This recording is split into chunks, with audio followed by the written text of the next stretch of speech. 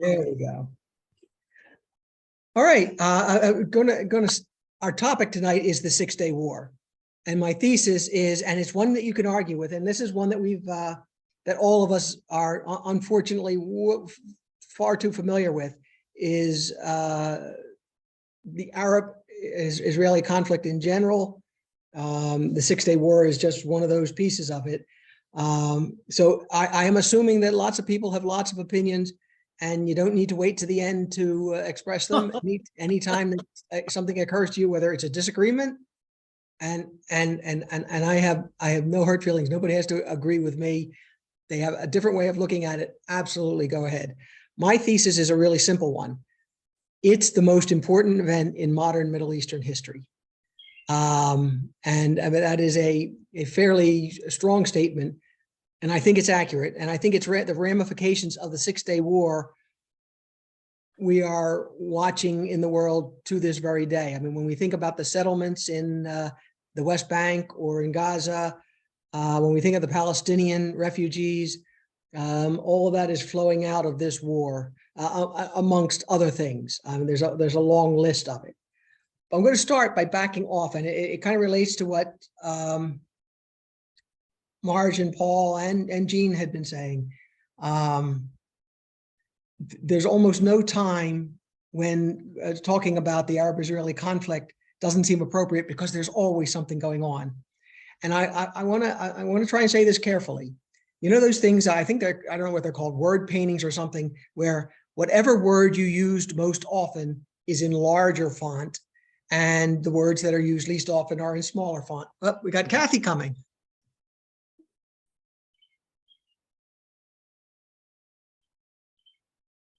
I'll let her get in.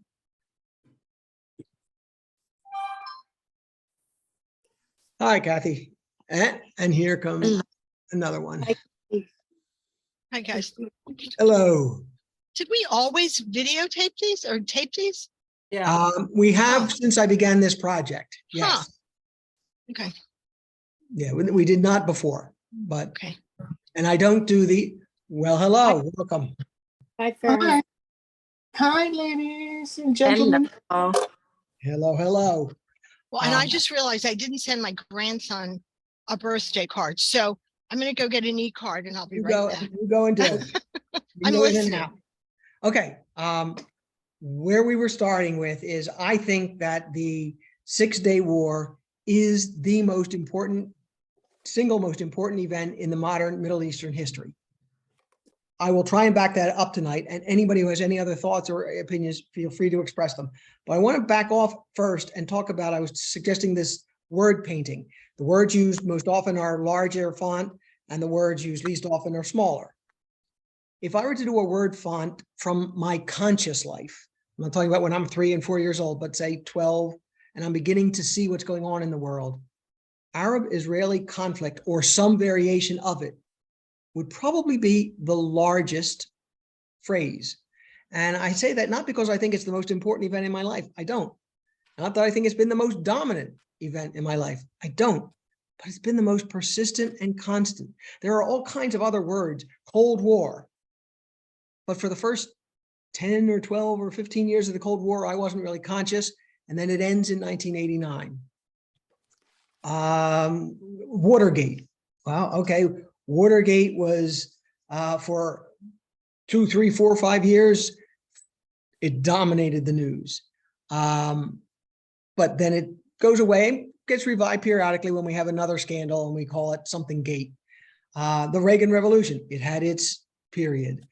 Nuclear arms race. There were times when it was very intense, and then times when it's on the back burner and we're not thinking about it or talking about it. Vietnam War. For a longest time, that dominated my consciousness, my awareness. But not quietly, but in the background and constantly reappearing, the Arab-Israeli conflict. Since 1948 till today, which is around 75 years, it's always either been a hot war, or a war that is percolating and getting ready to happen, or border skirmishes, or attempts at peace settlements and resolutions of the Palestinian crisis. And I don't see any end to that. I think When I reach the point of entering the grave, the world will still be discussing the Arab-Israeli conflict. So while it may not have dominated the century, it's probably been the most persistent, consistent line. And I want to make another point with this. It's of importance and significance and interest to the entire world. And normally we would look at, oh, there's this Arab-Israeli conflict, and we say, oh, that's a regional conflict. You know, around the globe, how many things are going on in Africa and none of us are paying any attention? How many things are going on in Asia and none of us are paying any attention? Or in Latin America, and the world isn't paying attention. But the world pays attention to the Arab-Israeli conflict. And I think along with discussing the Six-Day War, we've got to look at why that is, why that conflict matters, and why it looms so large for many. I think almost everybody in this room or in this Zoom conference,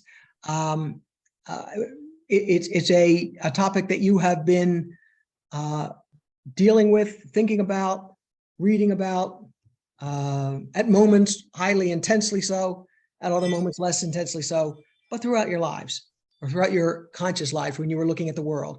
Why do we care so much about that? And it's not oil. There is oil in the region, but the countries that we are talking about, Israel, Jordan, Syria, to a degree, Lebanon, they're not really oil countries. So that's not what it is. And I have some ideas and we will get to them. But what I want to do is first. Could I just say something? You certainly can. While I agree that the Six-Day War was probably the best way to start. Hello, Emil, I'm in a meeting. Okay, see you later. I think after the State of Israel was founded in 1948, I thought when I look back on the Middle East and the constant state of war in the region, no one expected a new nation to fight like that. I thought that was something that they needed to watch, and they did not. The Arabs did not watch it because Israel was just founded. And yet they beat the tail off countries that were there 3,000 years ago. And they beat I would have, pardon? They beat 5 countries. I mean, I honestly thought the 1949 war was the most important. And I mean, each war made way for the next. Yes. You know, so I see by the time it came to the Six-Day War, I understood what was going on. But I still remember 1956, how involved, I was only 10, but it was in my face. I was in Jamaica, it was in my face. And for the first time, I'm thinking, oh, so this is where Christ was in this place? All of this going on here, why are they like this? So I don't know, I agree with you, we've got to start somewhere. But I honestly, if you think of what the Israeli did in 1949. And honestly, one could say 1948 is the pivot point in the Middle East because it's the founding of Israel and then the war immediately after the founding. Yes. The reason that I picked the Six-Day War is the most important. It's for its ramifications in the modern world. And here's the list that I want to give you. You had exactly, you're right. Kathy, did you have something? Yeah, I just want to add, the book club here at Lima just read Mornings in Jenin. And I'll tell you, it was like so different to look at this conflict, which, you know, anytime you get religion and stuff, you have a problem, to my way of thinking. So to have the mirror turned the other way was, I mean, people were really, their heads were spinning because it's just turning it around and saying, wait a minute, they're not just the victims here. Do you know what I mean? So I agree to a degree with Karen. I think that it was earlier than that. I think the Six-Day War certainly turned the tide during that period of time, but that wasn't the beginning. No. I'm just saying, it was just, I had never read that book, and it was just visceral. It was absolutely a visceral And thing. I don't. What's the title of the book? What's the title of the book? Mornings in Jenin, Jenin. And it's looking at this whole issue. I mean, it's a story, but apparently Jenin was one of the towns they just sort of wiped off the map in terms of the Okay. Palestinians. And so it was an amazing book. Okay. People were Thank you. just reeling. Let I me make would sure s- I didn't do something weird here. I I'm would say to listening. you that I agree with both of you. Very easily, we could pick 1948 as the most important for two reasons. Three, the founding of Israel, the 48 war, and out of that 48 war, that's when the Palestinian crisis, the refugee crisis begins, because Yeah. upwards of 750,000 refugees are pushed out of what had been their homeland, and now are homeless or looking for a home in Jordan or elsewhere. So absolutely, I would agree with that. The reason I have picked 6-Day War is, and I'm going to go exactly with what you were saying, in 48, Israelis wiped up 5 Arab nations. I mean, they just beat them handily Yeah. and quickly. In Took them off the 56, map. it's just Egypt. And again, there's some European involvement here, French and the French and the British. But the Israeli army just pushed the Egyptian army, and Nasser knew, we can't match these guys. Yes. The difference is you get the third, strike 3 in the 6-Day War. And in the 6-Day War, I think, and this is my opinion, this may not be something you agree with, I think there was a consensus understanding among the Arab nations, among the Israeli people, and among the world community that no show of Arab force was ever going to take down Israel. And what had been the concern from 48 on is the classic existential question, will Israel survive? I think the 6-Day War answered it. They will. Yeah. And that's why I'm giving it the extra push. But it's not just that. They added another 250,000 refugees. Yeah. And that's significant. Significant for Israel. Within they quadrupled their size. Mm-hmm. With that, they took in territory which was primarily Arab or Palestinian peoples, and within the state of Israel, 1.2 million Palestinians were living, Right there. and they're still there, and they have a higher birth rate than the Israeli people do, which says, if you do the simple math, the day will come when there will be more Arabs, more Palestinians, more Muslims than there are Jews, and that impacts the identity of the Jewish identity of the Israeli state, and it also leaves a horrible moral dilemma. Do you give them full citizenship rights, or do you have an apartheid-like situation in which a majority population enjoys fewer or enjoys second-class citizenship rights? That's an awfully difficult problem, and they are still fighting with it internally in there. But also, you get this quadrupling of the territory also means, well, the UN said in Resolution 242, you got to give it back, and they refused.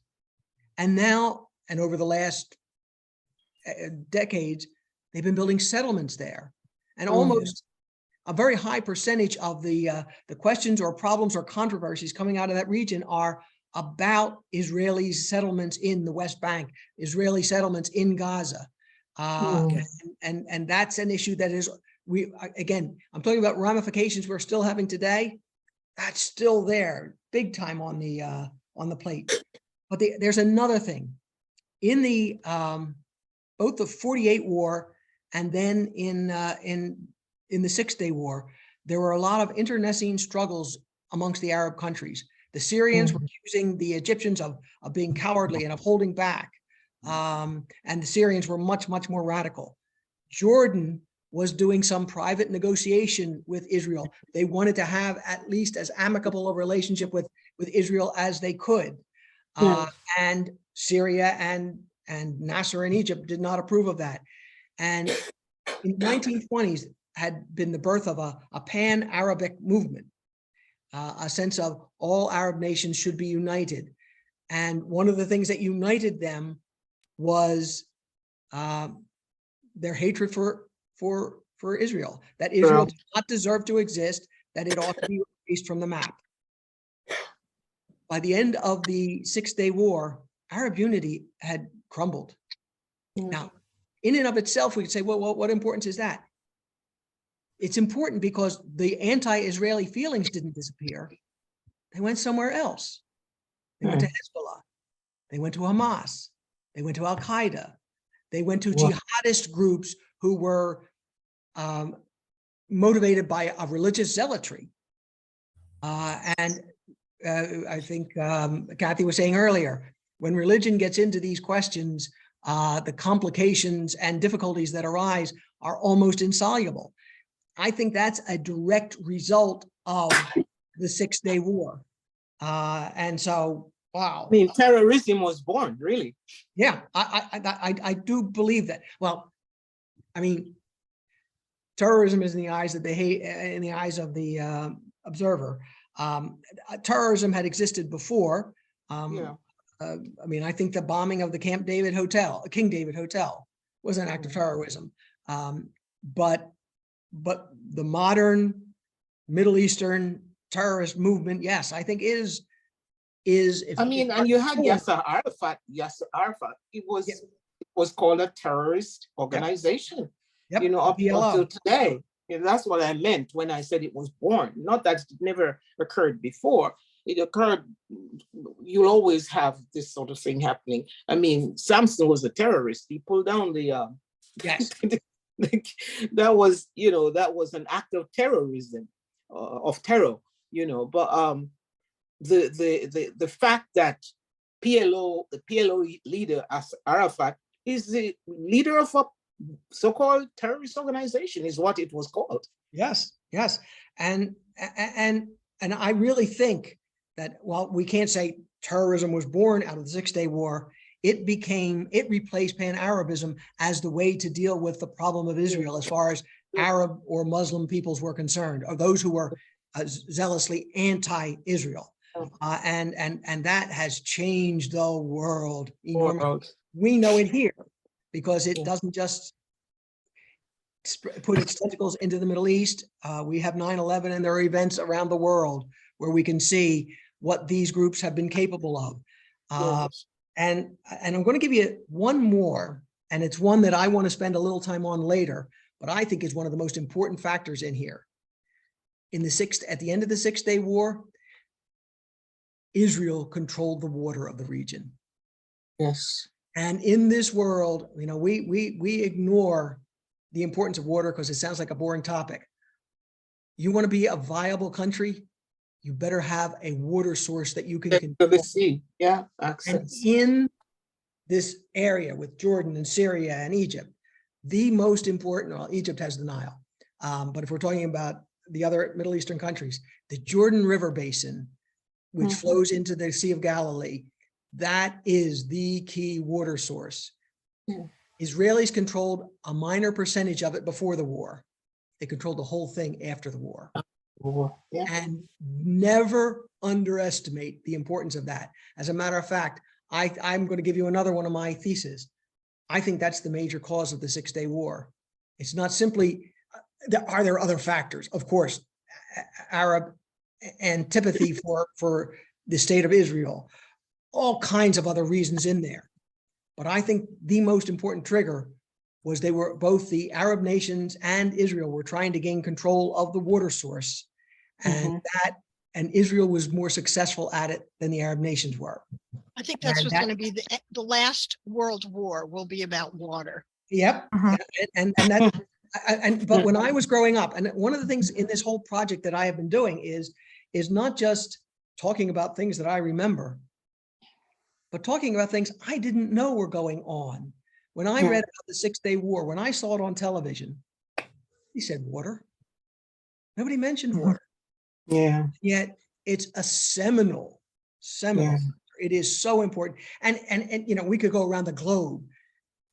I was just looking on the internet. There had been something like 30 wars over water in the 20th century. Yeah. And to not make that a topic that we should all be conversant in seems to me a failure of our education systems, a failure of historians, a failure of ourselves to investigate these things and see the obvious.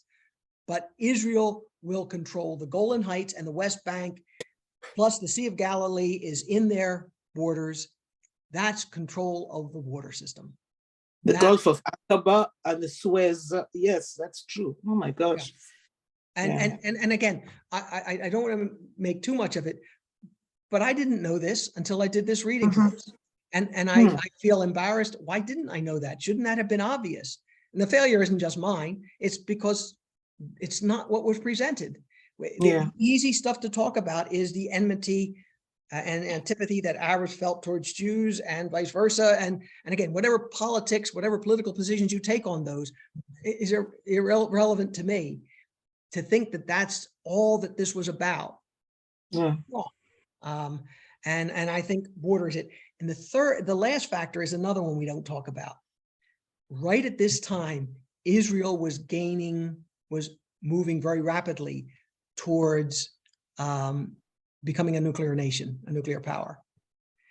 They were not allowed to. International community had declared no one in the Middle East was allowed to have, but the French were helping, and Israel was very close to it. And they were afraid that that would become, it was in Dimona in Israel, where they had they were building the power plant. And they were afraid that the Arab nations would have been aware of what they were doing, and they probably were, and that would be one of their primary targets. So they sped the process. And by the time the war ended, they were on the verge of becoming a nuclear power.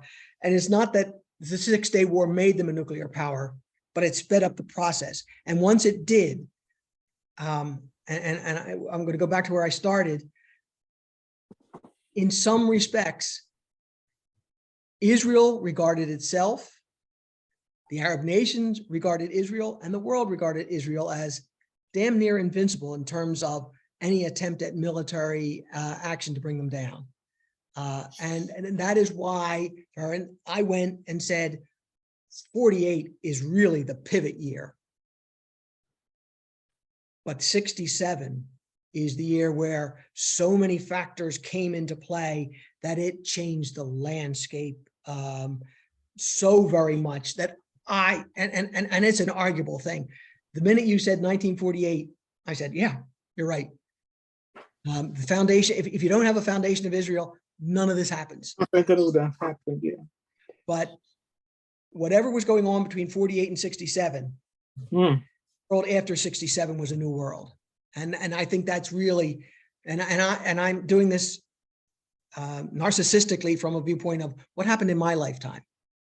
And that's when it changed for me. I'm not saying when I was, I guess 14 years old, I was cognizant of that. But as I have looked back on it, not just for this, but in general over the years, that has always been to me the turning point, and it's for all of these reasons. And again, I look at the world. We are so, there are things that we just know there's going to be some sort of terrorist attack somewhere in the world, and to think that 1967, that war, made that the obvious choice for Arab militants to turn to. Before, Egypt was looked at as the great power who would drive Israel out. And Nasser was not a jihadist.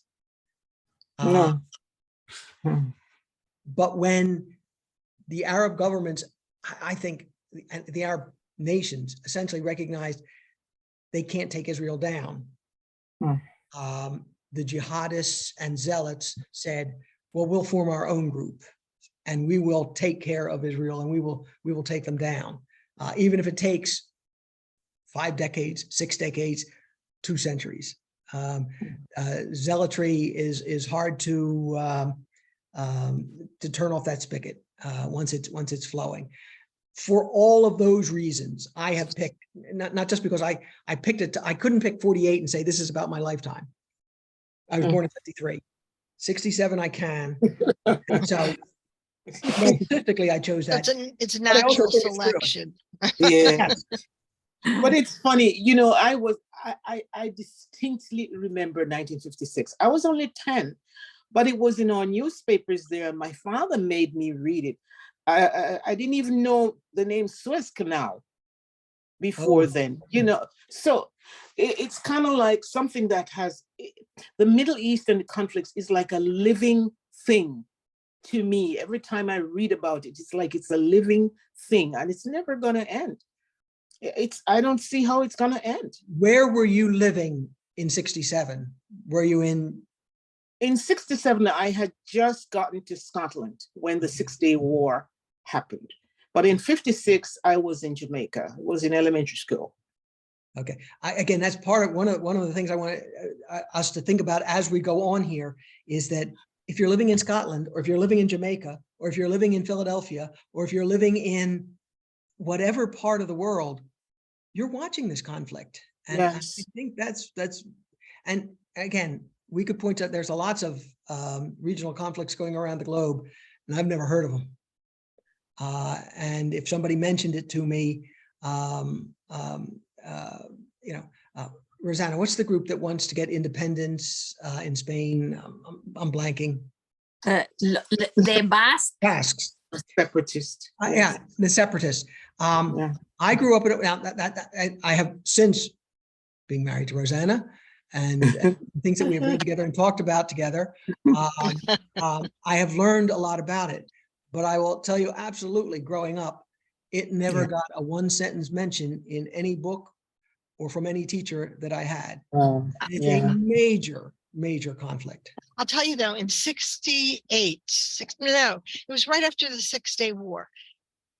Bernard Malamud's book, The Fixer, was made into a movie. And I remember walking into that movie. I was first year 60. I was in college, 60. I was in college. I was going to graduate in 68.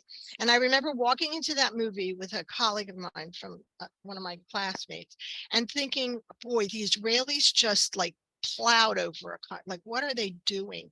And then I saw that movie, and I remember standing up and saying to my classmate, this is going to do more for the Israeli side than anything else. And the people around me said, oh, you're right. This is absolutely, I mean, it was like reading Mornings in Jenin. It like flipped the switch. And then, of course, Mornings in Jenin just flipped it right back again. Okay. It's like violence is violence. It's just, you have, and the less you have, I think the more you fight for it. Yes. You really do. You're about to say something, Rosanna? What's that? Were you about to say something? It looked like you were about to. No. No. Let me do something, a personal thing here. Again, it's awareness of my own ignorance. A few years ago, I decided I was going to read a couple of the books that I had read when I was a kid. By kid meaning 13, 14, 15, right in that range, the books that really kind of grabbed me as I became a reader. And one of them was Exodus by Leon Uris. And I read it and I was thrilled with it. And I was very much pro the Israeli side, and it was emotional and it was great. And I reread it a couple of years ago, and I was embarrassed at how racist the portrait of the Arabs were. I couldn't finish the book. But my point is, when I read it the first time, I didn't recognize any racism in it. I absolutely didn't. And I'm embarrassed to say that because it's glaringly there, but I didn't see it. They were the bad guys. They were evil. They were whatever it is and it's like somebody had put a template in my head, and I understood the world this way. Yes. And when I look back, I'm saying, well, wait a minute. Wasn't it obvious? But it wasn't. But we were just talking about that at dinner. We were talking about the fact that you look at the world from your perspective because it's the only one you have. There's no other one you could do, And then the other person, it all started on a conversation about trans people and the Florida Don't Say Gay law. And it just like went off Well, on the let me- track, let me- but you only had what you had. What you have. you know? I agree, but let me change the focus a little bit here. If I was reading a book and it was referring to Black people using the N-word again and again, I wouldn't, even when I was 14, I wouldn't have missed the racism in it. In the portrait of the Arabs, it was pretty much just as blatant, and I didn't see it. I mean, that's the point. I knew what racism was, and I thought it was wrong. All the things that a young 13, 14-year-old is supposed to think, I didn't see it. And You it- should it's follow just as that with the bad. Hajj. Follow Yeah. it by reading the Hajj by the same Leon Uris. And you see a lot of the same. It got a lot of bad press in mid-80s, I think is when I read it. What's the But book lot- you're talking about?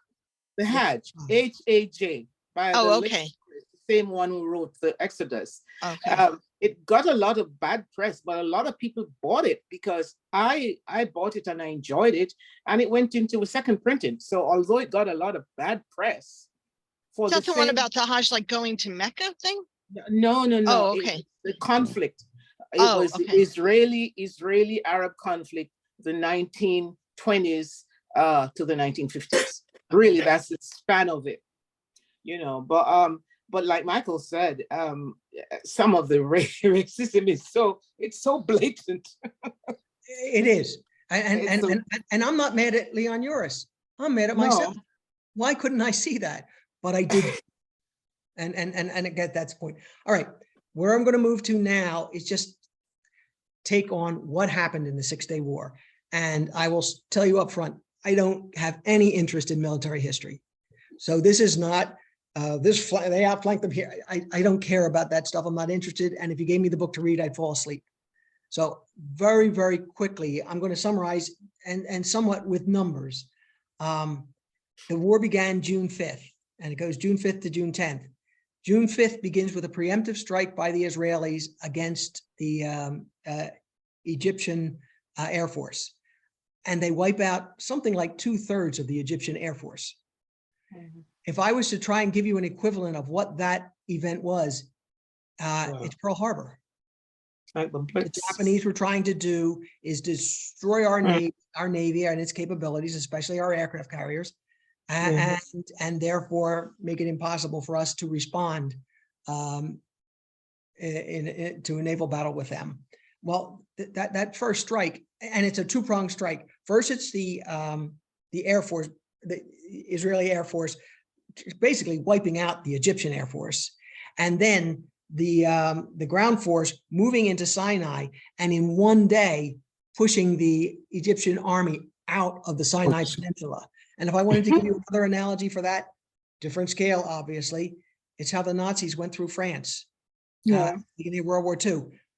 Boom. I mean, I know it was longer than one day, but it was a matter of weeks. And France, maybe the most powerful military in Europe, or certainly one of them, fell so damn quickly. And that was a shock to Nasser and a shock to the Egyptian army, but they were just pushed out. And if you want to ask, why did the Israelis win the 6-Day War and win it so quickly? It was air superiority. They knocked out the Egyptian Air Force. Neither Jordan or Syria had much of an air force to speak of, and air power won the day, and Israel had almost complete dominance. It was almost, you can't talk about a war as a fair fight. It was almost not a fair fight. That superiority was the difference. Had they not had that preemptive strike, might Egypt have given them somewhat of a problem, and it might have been a 2-week war or a 3-week war? With many more casualties? Yes, I suspect that the Israelis would have won anyway, but that preemptive strike was not just a good tactical move, it worked. I mean, to wipe out, when you think of it, wipe out about 2/3 of the Air Force, what does that do to the morale of the Egyptian Air Force? Having already experienced the 1948 war, having already experienced the Suez debacle. It's like, there's a line in Butch Cassidy and the Sundance Kid, who are these guys? Who are these guys? They appear and they seem unstoppable. Okay. The next thing is Syria is going to attack from the Golan Heights. And using air power and ground forces, within a day, Israel has control of the Golan Heights. And mind you, that is really important because the Golan Heights, that high ground, allowed the Syrians to drop artillery shells from a fairly safe location onto Israeli forces. They lost that. And again, the Golan Heights is one of the keys to gaining control of the water too. Yeah. Third, King Hussein of Jordan was very reluctant to get into the war. He had been among all the Arab nations and throughout the history of his life, the one who was on closest speaking terms with them. He at least negotiated, he at least talked. At the end of the Sixth War, the Arab nations were asked, would you sit down and meet with the Israelis? And they gave, I think that it's famous 3 no's. They say, no, Israel does not have a right to exist. No, we will not sit down and negotiate with them. And there's a third no in there. I'm not remembering what it is, but it is unequivocal. That was not in general Hussein's position, but with Syria fighting and the Egyptians fighting reluctantly, Hussein joins the fight and gets wiped out quickly. And that's where they get the West Bank.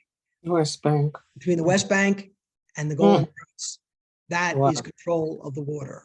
That is really important. Had Hussein and the Jordanians not entered the battle, there's a major difference in the outcome of the war. Not that the Israelis wouldn't have won, they would have, but they would not have gained that control of the water and an enormous tract of land. So that's really, really big.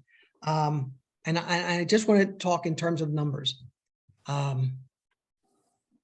Casualties for the Arab nations was 25-1 in terms of times greater than Israeli casualties. And I'll just give you some bulb. I hate numbers, but I'll use them here just to illustrate. For the total of the Arab nations, the approximation is 16,000 dead. And this isn't World War II. This is a smaller scale war. 16,000 dead and almost the same number of missing and wounded. So somewhere in the 30,000 range, 25 to 30,000. The number of Israeli dead, 700. Wow. Wow. It's not, I mean, they're not, you can't compare the two. And POWs, the Arabs collected 15 Israeli POWs. The Israelis had 6,000 Arab POWs. Wow. And they were using them as their negotiating stance afterwards. You want us to release some of these prisoners? Here are concessions that we asked for. And that's when the Arabs said no, no, no, and no. 85, and by far, Egypt had the strongest military of any of the Arab nations. 85% of their equipment was either destroyed or captured by the Israelis. When I say that the Israelis felt invincible after the war, and that the Arabs looked at them at that, when you think of the strongest power having 85% of its military capacity eliminated, they, what we're going to see over the next handful of years is border skirmishes. Yeah. Because no Arab nation is in a position to actually have a full-scale war. It'll be 73 with the Yom Kippur War before we will see that again. And I want to look at that next year as a separate topic, so I'm not going to get into it now. And again, 2 other things that I've mentioned that came out of this war in terms of numbers: 250,000 more Palestinian refugees. That puts it at over 1 million. And we still haven't solved that problem. We haven't even come close to solving that problem. And Israel has the internal problem. They took into their midst 1.2 million Palestinians, and they still haven't figured out politically on the home front, how do you handle that? They want to be a democracy. They want to give full citizen rights to everybody who lives within the borders. But there's a question of Israeli identity. Again, that population group is growing at a faster rate than the Israelis. And I don't know what the year is. Somebody can project it out, but there will become a day when in Israel, there will be more non-Jews than Jews. Mm. It's just a mathematical, I mean, unless something changes. Now, with all of this stuff about the Palestinian refugees, there are stories. Israel denies them, and I don't think there's ever been definitive proof that it happened, that they pushed a number of refugees out and forced them out. And then when they wanted back, said, no, the doors are closed. I have read reports that have said, no, that is absolutely not true. And I have read reports that say it is true. I have read more that say it's not true. Take that. I don't know what the answer is. Do I believe it's somewhere in the middle that some were forced out, but not the number that the surrounding Arab nations believe? Probably that's a reasonable guess, but I don't know. Anyway, that's a 6-minute summation of a 6-day war. What just happened? That's all. Nothing more than that. What I Wow. want to do now is get back to, why does the international world care? International community care about this regional conflict. And I think there are a number of reasons. One, we go back to the mid-19th century and the Zionist movement. The Zionist movement, and especially as we get the immigration that begins of Jews into Arab territories. And if you think about one of the things that is important in Jewish history is the diaspora, where Jews are spread throughout the world. So Jewish communities around the globe, whether we're talking about in Poland, in Russia, wherever they might be, whether in the United States, they're interested in what goes on in Israel. So they automatically give it a degree of international attention. That doesn't explain the whole thing. Along with that, we have to remember the founding of Israel was 1948. One of our themes this whole 2 years has been the anti-colonialist movement. Well, 1948, the world is still a colonial world. It is beginning to change. The empires are going to break up in the next dozen years, but it's still a colonial world. And I go back to the end of World War I. World War I, the Ottoman Empire fell, and the Arab nations, who had done a lot of assistance to the Allied forces in World War I, were saying, now we want our independence. And they were given promises that they would be given their independence, but it's not what happened. What happened was they set up a mandate system, which is a nice way of saying it's a colony, but we're not going to call it a colony. And Syria was under French rule, and Iraq and Palestine was under British rule. So it was important in this early stage where the colonial empires are beginning to fear their crumbling and collapse, that what happened in the Middle East mattered to them a lot. And they wanted to maintain order and structure and keep their mandate or colonial controls in place. And so the great powers of Europe are concerned about what happens in this region for that reason. Third, in the 1920s, a pan-Arabist movement is growing, and it's growing fairly powerfully. And I would make that equivalent to the Zionist movement. It's not quite as large, maybe, but it says the Arab peoples around the globe now care what's going on in that region. So you got a lot of people around the globe caring about it. And then this is maybe my imagination working too hard, but I think there is in the West, in the Christian West, and I'm very specifically using the word Christian, a look at the Israelis forming a nation and saying, the Crusades are being completed finally. We couldn't take Jerusalem from the infidels back many centuries ago. Now it's finally happening. And by the way, when I missed something when I was talking about why the Six-Day War is so important, the reunification of Jerusalem and I was gonna say, naming it. there's always that religious component. Oh, All yes. three great religions claim that as their seat, if you will. Mhm. Yeah. It's a Yep. mighty little spot for all these people to have to gather in, Mm, you know, Jerusalem. yeah, Yep. Well, again, it's asking a lot of human beings, for Yeah. God's sake. and if you go back to, we were talking about the Zionist movement. Zion is the ancient Hebrew name for Jerusalem. So when they say the return to Zion, they're talking about the return to Jerusalem. And for many Christians, seeing the Jews return to Jerusalem is a fulfillment of some prophecy or some long-awaited matter, a tenet of their faith, finally becoming real. And so that matters to them. But then I think there's also Western guilt. The Holocaust is in and of itself a horrific thing. But it's just the top of a whole couple of centuries, multiple centuries of anti-Semitic activities in Europe.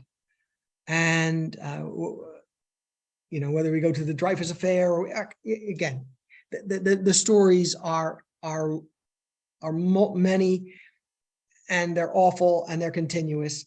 And for the Jews to be allowed to succeed here in their homeland assuages some of Western guilt to a degree. So we're all watching, will they do it? Will they succeed? And that's, again, all I'm doing here is saying, why do we care? Why do we watch what's going on here? And I think that is an important fact. I think there are two more factors. One is the year 1954. If I wanted to pick another turning point, and I wasn't doing 48 and I wasn't doing 67, it would be 1954. In 1954, the Soviet Union, who had supported and backed Israel, switched sides. The Americans were supporting Israel, so the Soviets decided they were going to support all the Arab nations. And now the Cold War enters the Middle East. That is the moment, the year, when the Middle East became a proxy for the Cold War. And as they are fighting their battles against each other, the Syrians are using Soviet missiles and the Israelis are using American missiles. And we're allowing them to fight, you know, because we don't want to fight directly a confrontation with the military confrontation with the Soviet Union. So 1954 is really important. And the minute that the Soviets support the Arabs, that changes attitudes in America towards the Arabs. It makes a book like Exodus, with its racist portrait of the Arabs, seem a reasonable and accurate and honest portrait of the people, because they got the communists behind them. Oh, And so I think 1954, I think it is little attention is paid to it, but it's big. And the Soviet went into the Middle East in a big way. As we're talking about getting close to the Six-Day War, the Soviets are going to play a big part in it. They're going to provide Nasser with misinformation saying an Israeli attack is massing on the Sinai Peninsula. You got to get there. It was a lie, but Nasser jumped at it. Mm. And so that's really important. But also the Israeli, I mean, the Russians, yeah, I never know which way, the Soviets or the Russians. I will intermix them. The Soviets were fueling the Egyptian army. And as they fell out of this, as Nasser fell out of disfavor with them, they moved to supporting the Syrians more completely. And the Syrians had a communist government by the mid 60s. So if this is a hotspot of the Cold War, we're all interested in it. America's interested in it. The Soviets interested in it. Our allies are interested in it. All of these factors make what is going on in Israel, in the Middle East, not just a regional conflict. It is an international conflict, and we all have a stake in it, or we think we have a stake in it, at least. And the last factor is one that Farron mentioned, Suez Canal. Suez Canal is vitally important to world trade. And control of that canal, I mean, the Suez Crisis in '56 was because Nasser nationalized the Suez Canal, which the British and French had been basically controlling. And we are all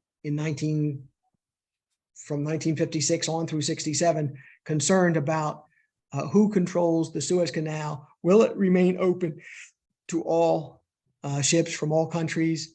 Will politics be played in here? What's going to happen? That is a really, really important factor. And it's not just important to Israelis and Arabs. It's important to New Yorkers. It's important to Nigerians. It's important to Italians. It's important to everybody. It's important to Because all. no one wants to go around the Cape of Good Hope. No. No. No, I mean, you know that sometimes when you look from a layman's point of view, you say you don't like military history and stuff like that, and it's true. But when you take common sense and start looking at this thing, every landlocked country wants waterway. I mean, what they needed to do was sit down and agree to give Israel the Gulf of Aqaba, whatever it is, so that they have a waterway. Every country that's landlocked needs to work with their neighbors to, and that's what common sense says. But that's not what agitators or politics or whatever it is. But when has common sense ever No, understood. ruled the No, world? it's true. It's true. I mean, it's to me. I mean, listening yeah. to you and listening to Michael, it's like it feels like in all this time, it's like a little tug of war, and we're not going very far. But it's the same shit over and over again. Yes. I mean, wasn't it just a couple of weeks ago that they were bombing each other? This is. I mean, it's really for me. It's hard to maintain sympathy for something that looks so stupid as we're looking at it. You're right. Common sense should rule. But when in human nature was that ever the case? Especially in politics too. And then there's also, again, this is why the international community is involved. Sometimes international powers feel the need to step in and adjudicate how this will work. Well, especially this international power. Well, although we're slowly becoming not a very big international power. For us, the British. No, I'm talking about the America as well. I know. And before the Americans, the British. Yes, doing the same thing and stepping in and thinking they can adjudicate things. And more often than not, they can't. But you know something, Michael? Mm-hmm. From the days of Sir Francis Drake, which is the 1500s, the French history has taught us long even before that. The British and the French never get on. It's so hypocritical to see them getting on in Middle East. Everybody knows they hate each other, but they join together. Everybody knows it. They join together to so-called adjudicate, in the Middle East. It's so hypocritical to think that they are those two powers. Well, get us to believe. Talk about the climate crisis. One of the things we are doing is kind of angrily might be the wrong word, but emphatically asking the Brazilians not to chop down their forests because that will affect the climate of the world. Well, America was one large forest almost when we settled here. We used that forest to become a very wealthy and powerful country. Now that we are, we don't want Brazil to do the same thing. And I don't want Brazil to do the same thing because it's damaging and destructive to the climate. But at some point, you also have to recognize there is hypocrisy here. Yeah, we benefited from cutting down huge. I mean, you read the last passage of F. Scott Fitzgerald, Great Gatsby, where he talks about the first Dutch sailor coming to the shores and seeing this grand forest. And you get a sense of awe about what was here before we got to it. Yes. And then you look at what is here now that we've been here a couple of centuries Yeah. and what we've done to that. And it's only 2 centuries, just a little over 2 centuries. Yes. You know. We're very good at what we do. Mm. It's just we We don't are. do very good. It is what it is. All right. What I'm going to do now is do 2 narratives. The first narrative is the standard narrative. What triggered the 6-Day War? I mean, yes, they hate each other, but they've been hating each other since 1948. Why June 5th does Israel have a preemptive strike to take on the Egyptians? What happened? I will give you the standard narrative, and the standard narrative is accurate, I think, but incomplete. Okay, standard narrative says the Arabs have hated the Jews and want Israel to be disappeared. And that they have been feeling that way since 1948, and attitudes haven't shifted a bit. Okay, that's true. I've been feeling that before 1948, actually, with the immigration of Jews into their lands. They were yelling at the British, you got to stop them from coming in. And the British were not doing a very good job of that. 1948 is a second trigger. And the only way to describe 1948 is to say, for the Arabs, it was a great humiliation. They absolutely thought they had superior power. They had superior numbers. They had superior equipment. Israel was, a month old. They really hadn't had time to get themselves organized and together as a country, really, in any significant way. Although that's before they were a country, they were really prepping the way for that. But the Arabs thought this would be an easy victory. Yeah. We will destroy them and they'll run, and it'll be over, and we won't have to worry about this. The international community can say the Jews have a right to a homeland. Well, they may have that right, but we're not allowing them to do it here. And they thought that they would win, and they never got over that humiliation. That was an embarrassment on a scale that they never expected to experience, and it burned in their souls, I believe. Second, the Suez Crisis. Nasser knew, and there are writings of his army couldn't match the Israelis. They were better, and he knew they were significantly better, and he knew that if he were to take them on again, it would be embarrassing and he would lose again. This is where those internecine struggles come in. Syria keeps prodding them, calling them cowards. What are you afraid to take them on? What are you afraid to take them on? You've got to. Well, Nasser had 2 experiences, 48 and 56. No contest. He lost badly both times, and his armies were torn up. But again, the Syrian prodding was enough to get him would have been enough to get him going. The Israeli preemptive strike made it inevitable. Third, if we leave the Suez Crisis behind, there are constant periodic border skirmishes from Syria, from Lebanon, from Jordan. And it's enough to keep fires burning, not quite enough to trigger a war, but that one time they're going to go too far. As a matter of fact, a lot of these attacks were from the PLO under Arafat. It has been a hallmark or a tendency of Israel from its earliest days. If they were attacked, they responded in greater intensity to that attack than the provocation would have demanded. And they thought that some of these, I guess they would have called them terrorists, were hiding in 3 villages. And the names, I'm just going to give you the names. I don't really, Yalu, Beit Nuber, and Imwas. And they basically went in and destroyed the villages. And the whole world turned on Israel for these attacks. The United States condemned them, the UN condemned them, the Arab world condemned them.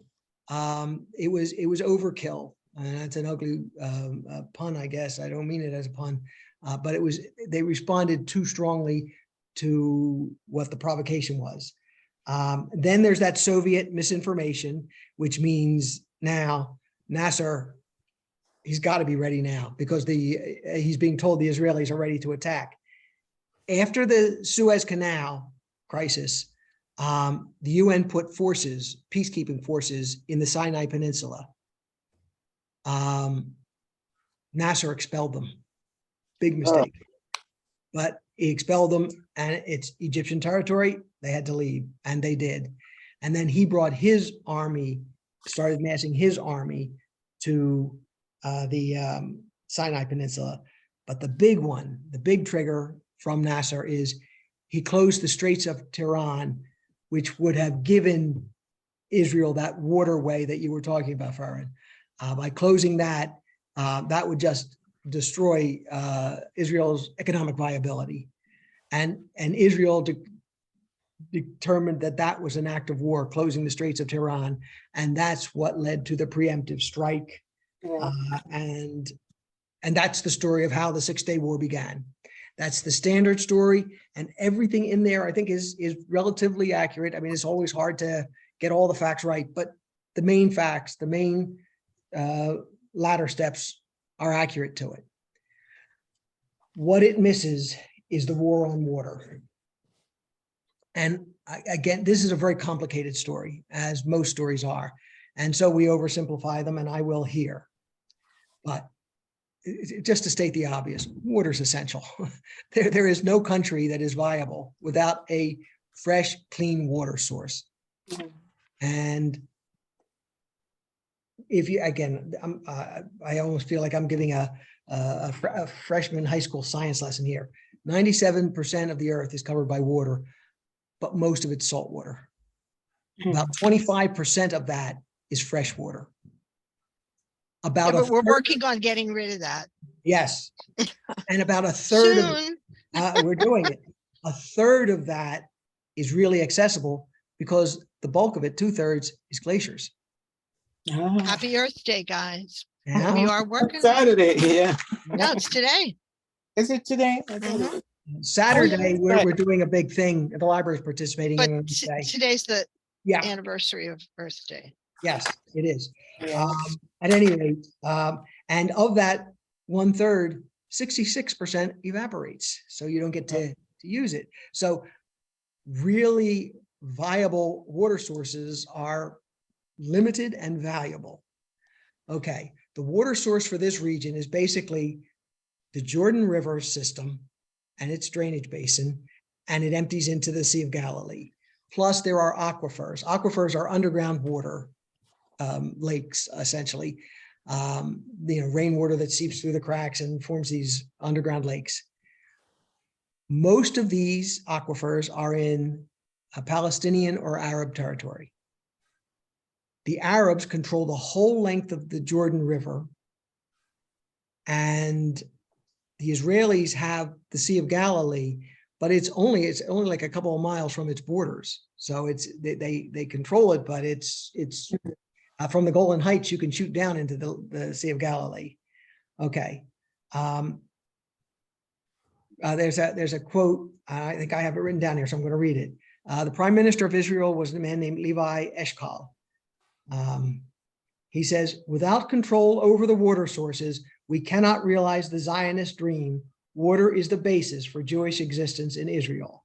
And therefore, assuring control of the water becomes our priority. There will be a 3-year war from 64 to 67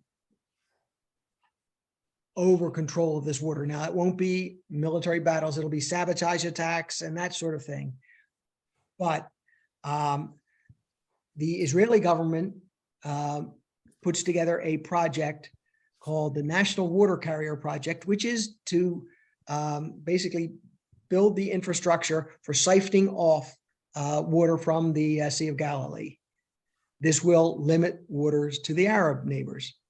The Arabs determined up top where the Jordan River has its source, they're going to divert the water it doesn't come down. Oh, God, never. Their I mean, plan, that's to come? Oh, God. That's to their plan is very expensive and very difficult engineering wise. Oh, God. They never succeed, No. but the Israelis do succeed. And the Arabs see that as an existential threat to their survival. Now, I'm going to go back a bit. In around 1955, there was a American diplomat named Johnson who put together the Johnson Plan, which was planned for the Arab and Israeli countries to equitably share the water sources. And to a degree, it was in operation, but there were these engineering plans on both sides to change the ratios, to gain further control. And when we read about all the, the PLO border skirmishes, they're going in to attack the water project. They want to blow that up so that the Israelis can't gain control of it. And then the Israelis are responding, and they also attack the Arab engineering plan to divert the waters from the Jordan River at its source. That's what a lot of the fighting is going on. And I don't say this with certainty, but I say this as something that I think I believe. That fight over the water was the real main trigger. It's not that there aren't a series of other triggers. All those that we discussed, I think they're real. I think they do lead us towards war. But I think the water issue was the most important of those. And I had never heard of it until I was doing some reading for this forum. And the thing to say, that one of the reasons I was saying 1967 Six-Day War was so important, at the end of the war, we controlled the Golan Heights, which means we controlled the source of the Jordan River. We controlled the West Bank. We controlled the length of the Jordan River. And the Israelis, I said we, and the Israelis controlled. We. Yeah, I know. And the Israelis controlled the Sea of Galilee. They controlled it all. Now, over the years, with international intervention and discussions, there have been agreements that have allowed Arab use of water to degrees that were deemed necessary.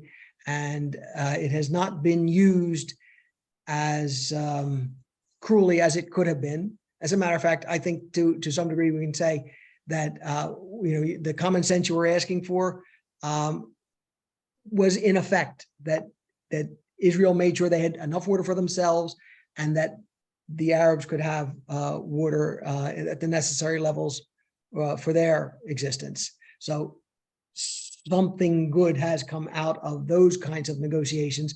Now, they were largely internationally driven, not Arab-Israeli agreements, but international agreements, and then pursued by, and Israel agreeing to accepting those international agreements. But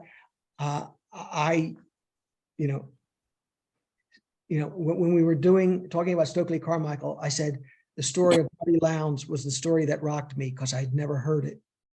This is the one that got me, because when I was reading it, I said, how obvious. That's a desert region.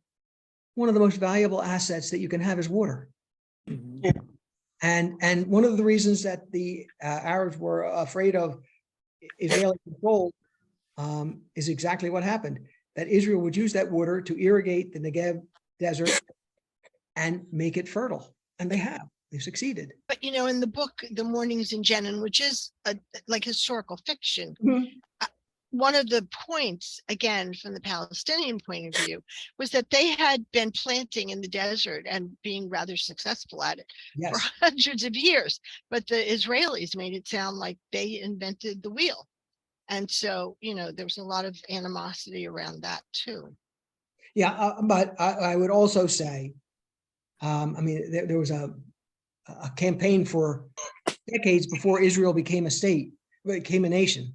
Plant a tree in the Holy Land, and that brings rainfall. It does all sorts of things to make a desert area arable. And the scale of the Israeli concentration on extending the arable fertile land further and further and further was much more successful than what the Arab nations had been. Well, and it became part of their economy for sure. It is the basis for their economy. Yeah. And the Well, other, we have to think also that Israel is extremely small. And I mean, if we are going to compare to all the other Arab countries, Sure. I think they have done excellent PR. I Right. mean, they are. My father, he was a chemist living in Uruguay, and in, let me see, 1976, I think it was. He was 1 month in Israel because he belonged to a co-op, and then they send different people from all South America to Israel. He spent the month there, and he came back enchanted with Israel, because I remember him.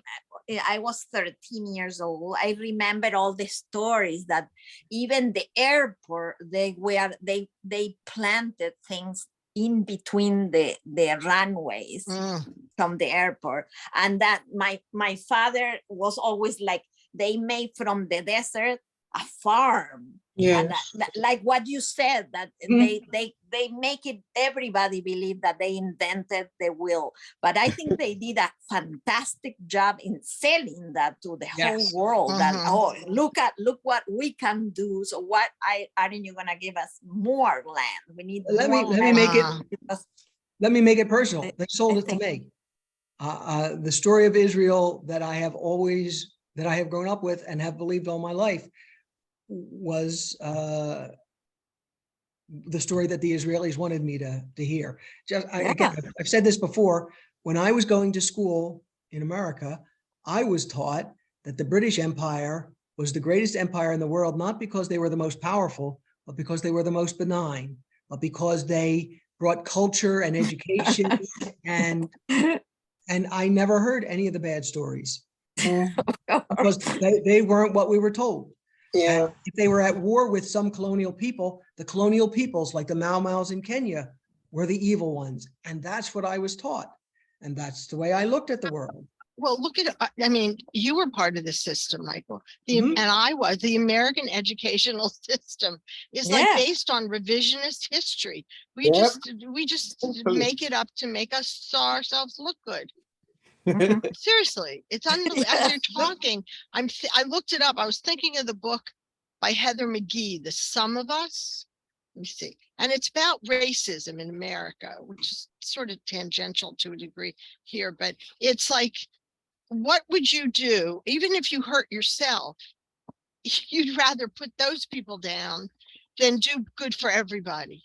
And that's sort of the premise of her book. I'm trying to see what there is a play by Arthur Miller called Incident at Vichy, and it's set in Nazi France, Vichy, France, and the Nazis round up 8 people, and they say, one of you is a Jew. Talk amongst yourselves and give up the person who is. It doesn't, and we don't care who it is, because all they want is a name and a person, and they're going to take him and they're going to execute him, and it will be a show. And it turns out that everyone in there is looking, oh, that guy's the Jew, that guy's the Jew, that guy's the Jew, because we want it to be somebody other than ourselves. It's a very good, it's a short play, but it's a very good one. All right, what I'm going to do at this point. I have one. Absolutely. Before we end. Reba. So when it's just a simple question, the 1.2 million Arab individuals that Israel took in, could you just clarify who are you talking about? When they took the territory of Golan Heights and Gaza and Sinai and West Bank, there were Arabs living there. People living there. Right. Now they were not part of Israel's geographical country before. Right. Now they are, and now they are living under Israeli rule. Oh, So okay. they're- Yeah, And what, and So they didn't take them in, they conquered them. no, they conquered the land. Okay, And I mean, I just want to make sure that we were, I just, because Israel, you know, they sought at some points, in the diaspora, they sought some, okay. And then the other point I just want to make, is there any question in your mind, let's this is an apartheid state? say that again. There is a question in your mind? No, I hesitate to say it because it's uncomfortable to say, but there are second-class citizen yeah, levels. And I don't think it's as virulent as what was in South Africa, perhaps, and that may be my bias here. yeah, we don't know if it's I don't not that know. virulent. I don't know. asked them if it's Just a- virulent. So, Michael, you do have a question in your mind that this is not an apartheid state. I have an emotional desire for it not to be, but I think it is. Well, they talk about the huge refugee camps, which actually came from that whole Jenin thing. Yeah, I mean, there were thousands and thousands of people that had to go Yeah. somewhere. So they built refugee camps, which are now overseen by the Israeli army. yes, it's apartheid. You know, it's like saying we have reservations, I but they're think really, it's amazing to me. Well, I again, I applaud your honesty, but yeah, and I mean, how many people in America will admit that the reservation system for indigenous people is really our apartheid? But that's how I Yeah. look at it. That's our apartheid. We just don't like to talk about it. The South Africans at least had to, or they couldn't exist at all. Well, and remember, go back to that book, The Color of Law, that you, I very much thank you, introducing. Oh, to me. I Oh, read good. that. Did you read it? You liked it? Oh, It's absolutely. it's mind don't digress. Okay, go ahead. Oh, Because we're actually talking about Israel that Right. has an apartheid state. And actually they treat the Arabs so horribly. Yes, So all I want to make a point is that the 1.2 million people were on the land that wasn't given to Israel. I mean, Mhm. when yes, Yes. after World War II, Yes. and they gave them that little piece of land to resurrect the Bible story. They that's how they got that land. yes, it's true, yeah. That land. Yes, and Somebody that's, decided, you know, to give them that Christian story back. So I think But didn't Britain wanted to sell whatever they want? I mean, I saw a thing that said Britain wanted the backing of I guess, the world for what they wanted to do in World War One. So they promised they promised land, statehood someday to Israel. I mean, that's really what started all this, wasn't it? It was, again, world powers manipulating what doesn't belong to them anyway. right. Well, Mhm. let me even give up just a Yeah. bigger picture, and then if anybody wants to jump in. I will redefine apartheid. Apartheid is colonialism by another name. Apartheid is a white European power being in control of a dominant population, largely of a different color. And that it has been the history of the Western world for 3 centuries or however many centuries we want. I'm not sure, I guess from the 1600s on, maybe. That's been the case, whether you want to go to India, and it was a colony, so we didn't call it apartheid, but it's a minority white population overseeing a brown population. If we want to go into Africa, it's the same thing. If we want to go into America, there's the Americas, there's an indigenous population, it's the same thing. So you know what, as we talk more and more, it gets easier to say, yeah, Israel is an Well, apartheid country, because well, that's I'm gonna just make a comment and then I'm gonna back off here because Okay. you have about 4 to 5 issues on the table. But I want to actually make you used the word apartheid. Yes, I mean, you did it. I didn't do it. So, I mean, I'm just saying, even though we're talking about a Jewish state, which you can argue or not whether that's white, and we're talking about Arab people who you can argue whether they're white or not. But I heard apartheid when you defined it in your presentation as control of a minority. yes. And so I really simply want to make the point, is there any question in anybody's mind that Israel is controlling that minority? I don't think so. Okay, well, I'm muting, but I can't get out of this conversation without making that point. So the reasons and why and the history, I mean, the Bible story thing just infuriates me at this point in my life. So, but now you know they're becoming autocratic. You haven't mentioned this. Oh, yeah. It's still your lifetime, Michael, and they're trying to take away the court system. Yep. Wow, I mean, really?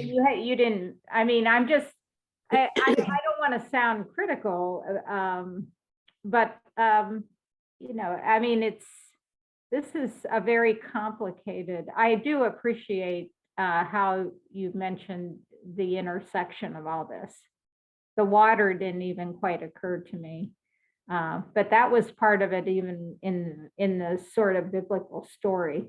Yes, So, yes. yeah, so anyway, it's yeah, why a power of which we're a part, why we continue to support things is actually amazing. The Yeah. power Israel has over this country is just stunning. And God, we were seeing throughout the West, and I can't speak to Asian countries because I just don't follow it enough to see what's going on there. But there is a movement towards autocratic governments all over the place. And did the Republicans gain control of the Supreme Court through fairly devious methods, maybe, perhaps? Yeah, and now Netanyahu is going to do something, is trying to do something where, and Yes. his own skin, where they can take power away from the court and he can control it. Autocratic governments are on the rise All over the world. all over the West for sure. And it could be elsewhere too. I'm just not able to say with any clarity that I understand that it is. Michael, I wanted to ask you one question, which brings us right up to 2019, March 2019. Donald Trump is the only person on earth right now that gave cognizance to the Golan Heights under Israel. Yep. There are over 30 different settlements in the Golan right now, and over 20,000 people. What's the, I know that Mr. Trump was very good at just talking stuff. Did that thing get ratified anywhere? Was it ratified anywhere on earth? No. In 1981, Israel and Egypt came to some agreements. You had the accords with Sadat, and they gave back the Sinai Peninsula. But at the same time, they nationalized the Golan Heights. Yes. And that's by nationalizing it, said now we have the right to put settlements in there. In there. I'm going to give you an analogy in American history, because as Rosanna was saying, as we talk about others, we pretend that we're not doing the same thing. Texas, when the Texans moved into Mexico, this is when it's Mexican territory, they were told you can't bring slaves with you, and you can only have land in this amount. Well, much like the immigration of Jews into the Arab lands, the Texans kept bringing more and more people and taking more and more land, and in essence creating settlements that made them an immovable power in Mexico. Yeah. And the Mexican government couldn't move them. Yes. And I know there's a UN resolution 242 which still says that Israel has to give back these lands. Not gonna happen. But- Okay. When I moved when I moved to Tennessee and saw all this beautiful land here, I understood why the Native Americans would never get their land back. It's too beautiful to give back. That's it, you know. to the- They'll to get the that victors, places it's in the all- West that nobody wants it. I mean, you see places that were given back to the Indians. It's like, okay, there's nothing here and Yes. nobody else wants, here, we'll give you this and that'll sell. Yeah, but even under those cases, when they gave them land in Oklahoma, look what happened. It had oil. Yeah. Then but they it's good kicked sometimes. them out and killed Oh. them. Did a Well, they- terrible They thing. gave them land in the Dakotas and gold was discovered. Mhm. The thing that makes America powerful to me Oh, God. is that we have a continent of resources to call on. And we would shift the Native Americans to a place we thought was not useful to us until Right. we found there was some resource there that we had been unaware of that becomes that modern technology or something that's Right. made useful to us. And now we say, no, you got to keep moving and keep moving and keep moving. I mean, I think that if you look at the continent of America, of the United States, we should be like Europe, about 25 countries, but we're not. And we have access to all of the different resources that each part of this large landmass offers. And there's oil and there's gold and there's silver and there's bauxite and there's, you name whatever anybody wants It's here. on this continent, it can be found. Well, we're working on that too. Yes. I'm I gonna, hate to be so cynical, but I'm too damn old to put up with Uh, nonsense. Well, you know what, ladies and gentlemen, I need to quit because I have some grandchildren that are chomping at the heels oh, here. so- absolutely. Me And I too. think all I was going to do was summarize the thing, the legacy of the war, but we've already talked about all of them. So what I'm going to do is say, this was the best discussion I remember us having. I'm very happy that, because often what happens is people wait to the end to say what they have to say. And I'm very happy that we had something ongoing that I thought was much more fun. I thank you all. I tell you, it feels like a living thing. This conflict in the Middle East It's is like a living endless. thing. It's just endless. God. Yeah. Okay, guys, Take bye. care, guys. Bye. Bye. Stay Bye-bye. safe. Thank you. Oh, thank you. Yes, Happy what did he say? he said, have a good trip. Oh, thank you. Thank Yes. you. Enjoy Yeah, your- everybody keeps warning me about the pickpockets, as if they are just following us everywhere. So No. who knows? I'll see. Don't take too much money.